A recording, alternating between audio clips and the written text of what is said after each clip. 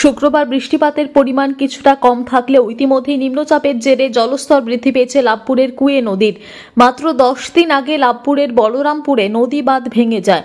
সেই বাঁধ এখনও নতুনভাবে নির্মাণ হয়নি, সেই কারণে আবারও জল ঢুকতে শুরু করেছে বলরামপুর গ্রামে। ইতিমধ্যে গ্রামের নিচু এলাকাগুলি প্লাবিত হতে শুরু করেছে। বেশ কয়েকটি অঙ্গনওয়াড়ি কেন্দ্র জলমগ্ন হয়ে পড়েছে, যদিও তার মধ্যেই চলছে রান্নার কাজ।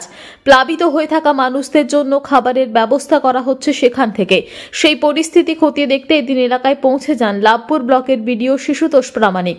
এক হাঁটু জলে নেমে অঙ্গনওয়াড়ি কেন্দ্র ও প্রাথমিক বিদ্যালয় পরিদর্শন করেন বিডিও শিশুতোষ প্রামাণিক। ইতিমধ্যে ব্লক প্রশাসন নজর রাখছে পরিস্থিতির দিকে। স্থানীয় মানুষদের সঙ্গে কথা বলার পাশাপাশি প্লাবিত এলাকার লোকজনদের প্রশাসনের তরফে ইতিমধ্যে অন্যত্র সরানোর কাজ শুরু হচ্ছে। বৃষ্টিপাত আরও বৃদ্ধি পেলে ফের বন্যা পরিস্থিতির সৃষ্টি হতে পারে বলে লাভপুরের ঠিবা পঞ্চায়েতের বলরামপুর, কান্দরকুলো, খাঁপুর, ব্রাহ্মণপাড়া সহ পার্শ্ববর্তী একাধিক গ্রামে 2-3 দিন যে নিম্নচাপের জেরে আবারও বৃষ্টি হচ্ছে এবং উপরের যে চেক ড্যামগুলো আছে সেখান থেকে কিছু জল ছাড়ার ফলে যে আমাদের ঠিবা গ্রাম পঞ্চায়েতের বলরামপুরে যেখানে বাঁধের ব্রিজ হয়েছিল সেই জায়গা দিয়ে আবার জলস্তর অনেকটা বেড়েছে এবং সেই জল গ্রামের নিচু যে রাস্তাগুলো আছে সেগুলোতে কিছু কিছু জায়গায় জল উঠতে শুরু করেছে।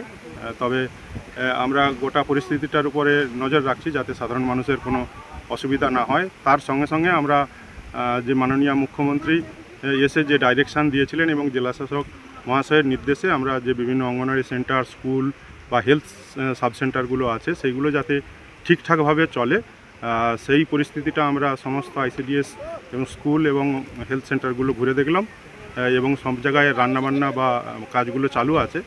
তবে জলস্তর যে বাড়ছে সেইটার উপরে নজর রাখছি এবং যাতে এই যে সাধারণ মানুষের পরিষেবাতে যাতে কোনো অসুবিধা না হয় ব্লক প্রশাসন সর্বদা সজাগ আছে এবং বিষয়টির উপর নজর রাখছে। লাভপুর থেকে ইকবাল হোসেনের রিপোর্ট, টিভি নিউজ 10।